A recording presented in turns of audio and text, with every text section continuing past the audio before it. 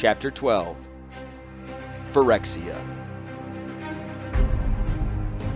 The winter dust storm boiled out of the south. A major sirocco then reached from horizon to horizon and climbed almost to the zenith of the sky. It was a grandfather storm, one that the old people spoke of, a storm that blotted the sun with its shadow. The storm breathed dust-laden winds capable of flaying the living flesh from those caught in the open.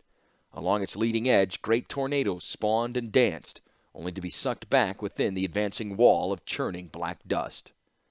The storm overtook the lumbering form of the Makfawa and swallowed it whole, disturbing neither the storm nor the dragon engine. The Makfawa continued to roll forward, unfazed by the swirling winds and pounding sand that assailed it. Though one could no longer see across the width of the creature's body, the engine plodded forward with the resolute and absolute confidence of a machine. Mishra and Ashnod huddled in a cramped space beneath the creature's back plates. The dragon engine had not been designed to carry passengers within, but there was a low-roofed hollow along the beast's spine, and the Rocky and his apprentice crouched there, listening to the sand rasp against the metal flesh around them. "How can it see where it's going?" shouted Ashnod over the clatter of blowing sand. "It does not need to see," replied Mishra. "It knows, as surely as I know, what direction it needs to go. It seeks out the secret heart of the Thran. It can feel Koilos's call, and because the machine responds to me, so can it feel the pull, like a raptor returning to the same nest with each passing season." Ashnod stared at the stocky man huddled next to her. Mishra's tendency to cloak his words in illusions and mysticism bothered her. Did he truly believe what he said, or was it all just verbal play to cover the fact that he did not know? Ashnod wanted to believe the former, because otherwise they were charging blindly through a grandfather storm, navigated only by a vague feeling in Mishra's heart. It was in the winter of the year of the Korlinda massacre, the year that the warlord of Krug perished at the hands of the young Kadir, that Mishra and Ashnod set out for Koilos, the secret heart of the Thran. They told no one among the Suardi of their plans or their destination, not even Hajar, and particularly not the Kadir. The idea that the tribe's Raki was seeking out the secret heart of the Thran once more would not have been a comforting thought to the leader of the Falaji. The retreat from Korlinda had been harrowing, and only one of every 5 men who entered Korlis returned to Falaji lands. The survivors had traveled by night, cowering in mountain passes, constantly seeking places to hide the huge Makfawa from the pursuing ornithopters. The Kadir had at first wanted to turn around and launch an immediate counterattack. Cooler heads, and the fact that they were a mere fraction of their initial numbers, convinced him to withdraw and take comfort in the apparent death of the warlord. Ultimately, the Kadir blamed his Raki for the ambush. Mishra should have known that his talented and treacherous brother was among the enemy. Mishra should have told the Kadir immediately upon discovering that fact. Mishra should have concentrated on protecting him, the Kadir, instead of giving commands to his dragon engine during the attack. And of course, Ashnod thought ironically, Mishra was at fault for coming out of this debacle more popular among the Falaji than ever. The other tribal chieftains made sure that the Raki was all right and asked about the health of the Kadir as a secondary matter. While the Kadir had slain the ancient warlord, it was Mishra and his engine who were credited for saving those who made it back to Falaji lands. No one blamed Mishra for the ambush save the Kadir, but the chieftain made his complaints well known to anyone who was nearby, and no one would disagree with the corpulent young man.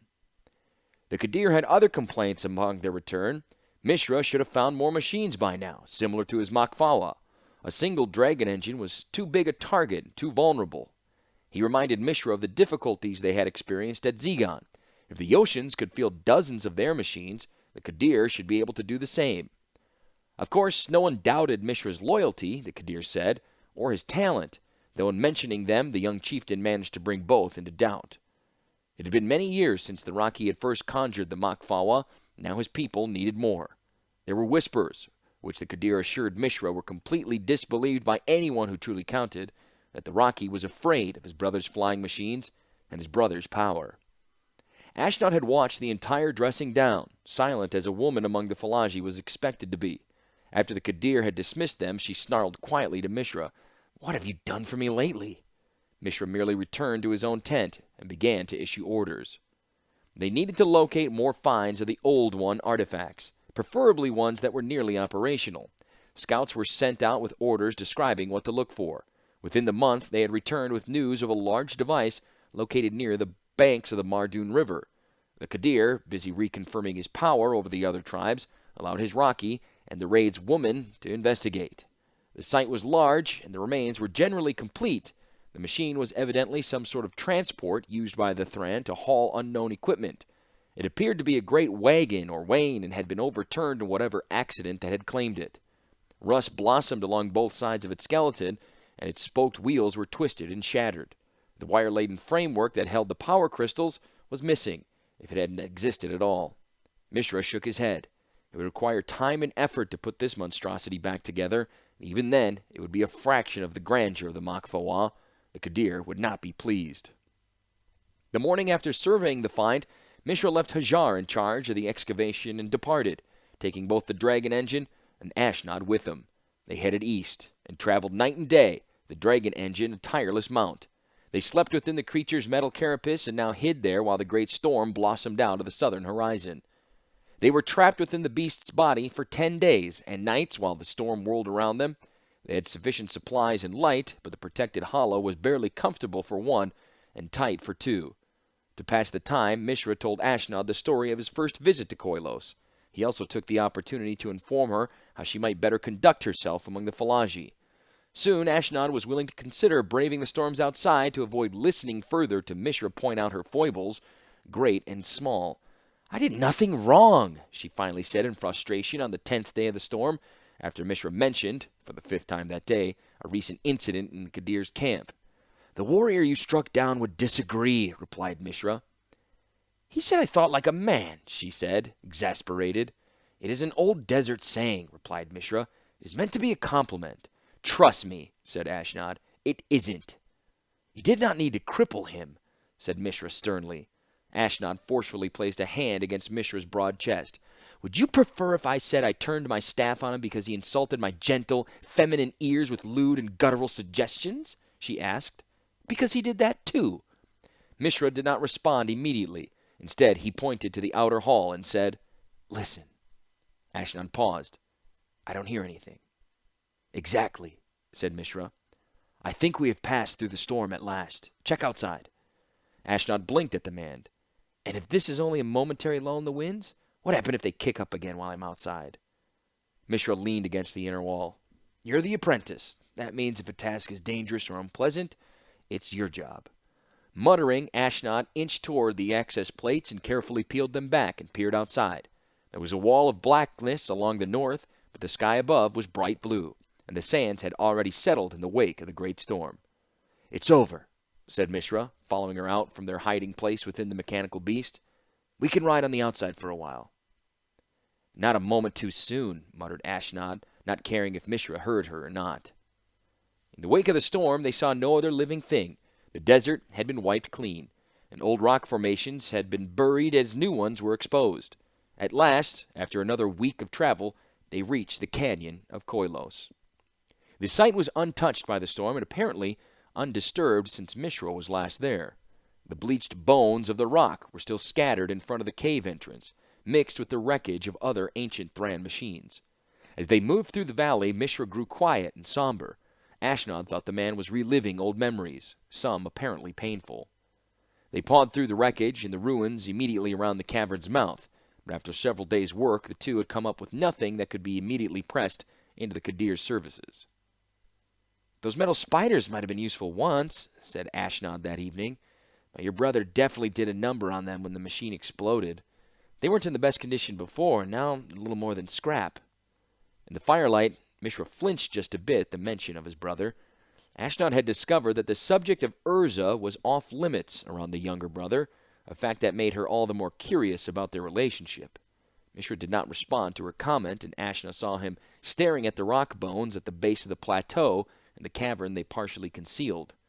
Whatever answer was at Koilos lay within the caverns. That night, Mishra slept badly and awoke screaming. Ashnod calmed him as best as she was able. "I dreamed of the wind, of a great dark wind," was all he said, the night sweat evaporating in the still air. "It swept around me, it spoke to me, and it carried horrible secrets it wanted to tell me." "It will be all right," murmured Ashnod. "It's just a dream. Dreams aren't important." "They are to me," said Mishra, staring into the darkness. In the morning, they entered the caverns. The long corridor had been brightly lit once. Mishra had said, but it was now dark again, and they brought oil lamps with them. Ashnod ran a hand over the inner walls of the tunnel. There were bricks there, but she could not see the joints. They passed the wreckage of the Su-Chi Guardians. Mishra picked up one of the blackened, narrow-headed skulls and smashed it against the wall. It cracked like a walnut. But instead of meat inside, there was a power stone, an eye of the old ones. It was slightly chipped, but still held the fire of the Thran energies. He grunted approval, and they continued. They reached an interminable set of stairs and came at last to the great cavern, the lair of Thran machines. It was bathed in a flickering light of inconstant crystalline plates along the ceiling. The centermost machine was made up of a great series of plates and mirrors surrounding an empty spot. Mishra placed the stone from the Su-Chi's head in the void of the machine. Immediately there came a low humming, a throbbing that seemed to issue from the wall itself. The flickering stopped, and the entire cavern was bathed in a soft light. "How did you know to do that?" asked Ashnod. "I just knew," replied Mishra. He sounded as if he were 1,000 miles away. Then the Rocky shrugged, apparently shaking off an old memory. Ashnod examined the bank of glyphs and lights before the great machine, set into a podium that looked like a huge open-faced book. She did not touch the glyphs, but studied each in turn. Somewhere among the signs was a mechanism that opened other doors, doors that held the mechanical humanoids whose remains littered the entrance. If they could find them, she and Mishra reasoned, they could bring back new wonders for the Qadir, working wonders. After a short while, Mishra asked, "Well?" Ashnod shook her head. The glyphs were simple geometric shapes and could be labels, instructions, or dire warnings. They provided no clue as to the purpose of the machines. She pointed. "This one might be the symbol of a doorway." Mishra looked over her shoulder and assented. "Press it," he said. "Is this something else you just know?" asked Ashnod. Mishra frowned. "I'm guessing as much as you, but press it anyway. Feels like the right thing to do." Ashnod brushed the glyph with her long fingertips, and somewhere in the depths of the mountain there was a low chime, more felt than heard. Something deep within the Thran machine had engaged, and Ashnod hoped that it was connected with other, working mechanisms. She held her breath. A light appeared in the air to their right. First a mote hanging in space, soon expanded, twisting the air around it until it formed a thin, glowing disk, positioned perpendicular to the ground, hanging unsupported. Slowly, Ashnod walked around it. It seemed as thin as the Qadir's temper and had a soft, almost enticing radiance to it. Along the surface of the disk, Ashnod could see a set of scribed hairlines forming the shape of a child's star. Ashnod looked at Mishra, but he did nothing. The disk grew until it was twice the size of a man. Ashnod leaned her black thunderwood staff forward and pressed its butt end against the disk. The light offered no resistance, nor did it dissipate at the touch. She leaned forward, and the staff passed easily through the disk. But the staff did not come out the other side. Ashnod had shoved 3 feet of wood into a wafer-thin glowing disk, and nothing came out the other side. Ashnod withdrew the staff. The immersed end seemed unharmed. Ashnod looked at Mishra again. "We found our doorway," said Mishra calmly. "Who goes in first?" asked Ashnod. Mishra looked at her. After a moment, she nodded. "Right," she said. "If it's dangerous or unpleasant, it's the apprentice's job." Ashnod stepped through the glowing disk. The light surrounded her and saturated her. For a moment, she thought she heard faintly the voice of an old woman shouting. But then that passed as well, and she was in another world. The first thing that she was aware of was the heat. Not the desert heat, dry and comforting, but a wet, damp heat she had not felt since the swamp of Almaz. It settled on her like a blanket. Now she felt the smell, a pungent scent of rot and decay. No, there was more to it than that, she thought. It smelled of oil and chemicals, too. It smelled of goblin power, of fire, and of steel. For a moment, she thought she was back in Corlinda, fleeing the bombs dropped around them. There were colors. A riot of jungle plants surrounded her, all in bloom, bright splotches against a sea of dark green leaves and vines.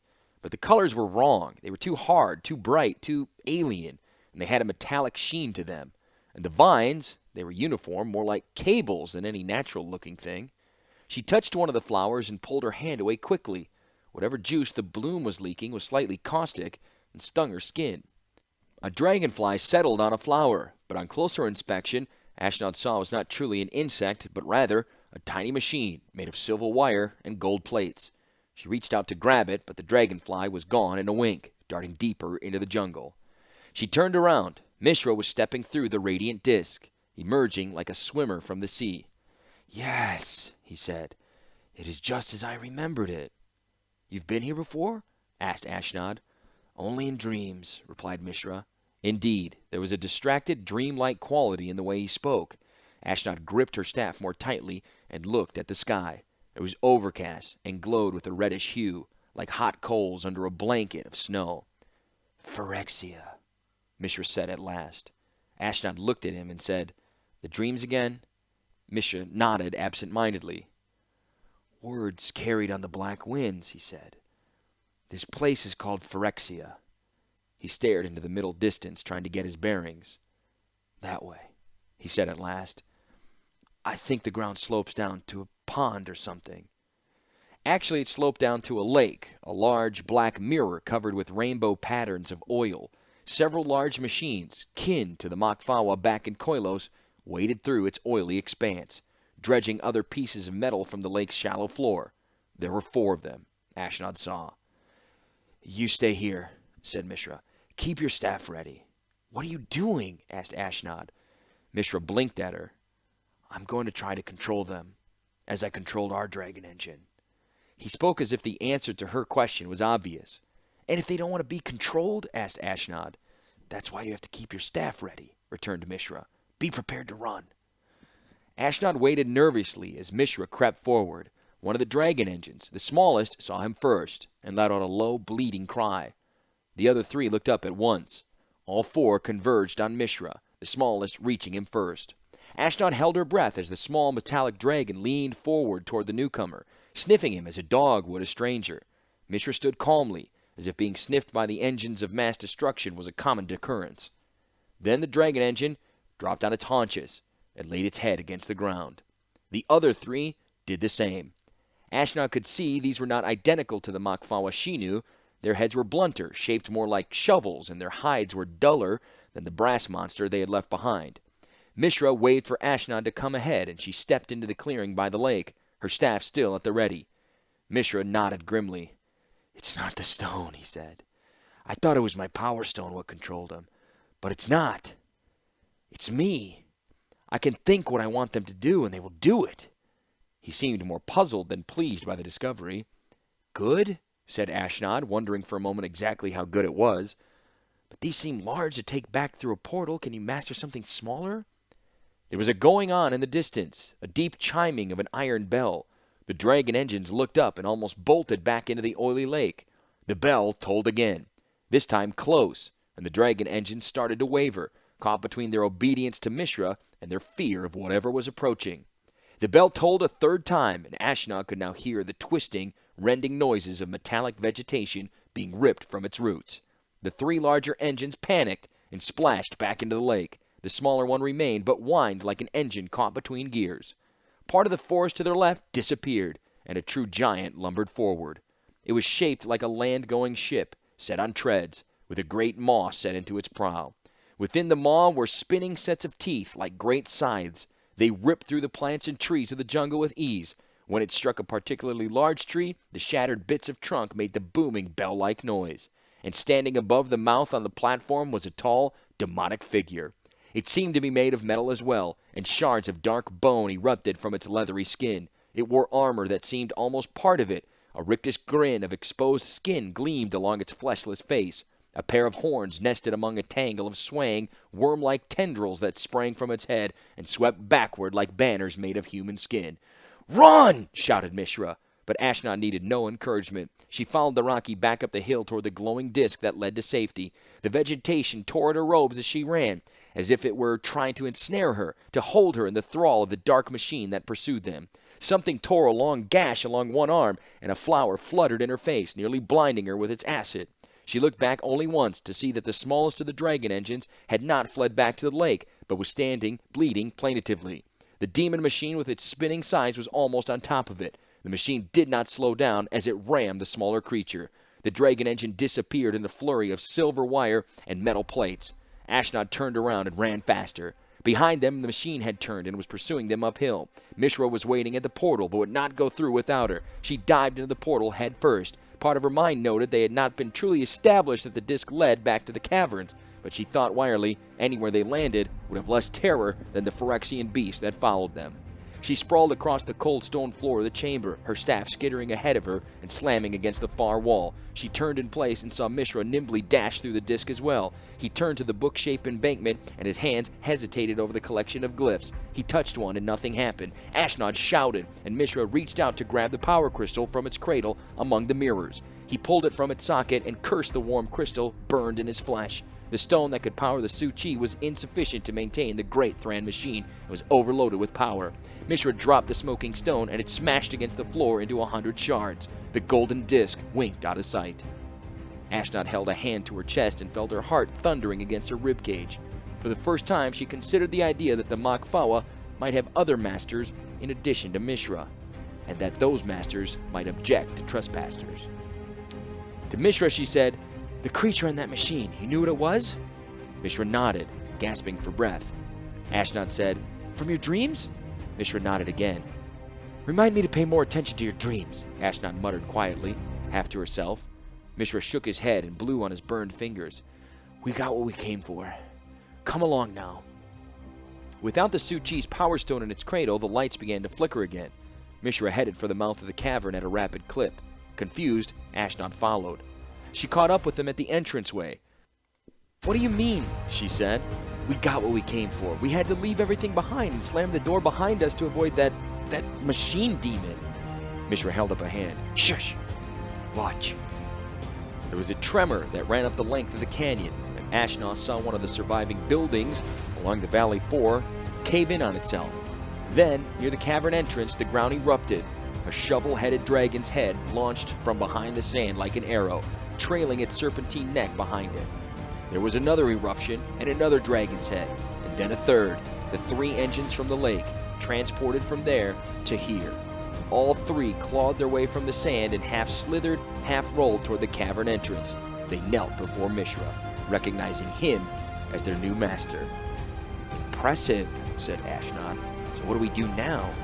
Mishra smiled. It was an unpleasant grimace, and it was the first smile Ashnod had seen from him since they entered the canyon. "Now," he said thoughtfully, as if turning over possibilities in his mind. He looked at the dragon engines and said, "Now we call another peace conference." Back in the cavern, there was a flicker of light, and the golden portal opened again. This time it could only manage to create a disc a few inches in circumference. A leathery hand, its flesh dotted with shards of dark metal bone, reached through the small portal and clawed at the air. Once, twice, a third time, it scrabbled about looking for something solid to grab a hold of, and the lights of the portal wavered again, and the hand pulled quickly back, withdrawing seconds before the portal closed entirely. And everything was quiet in the caverns of Koilos for another few years.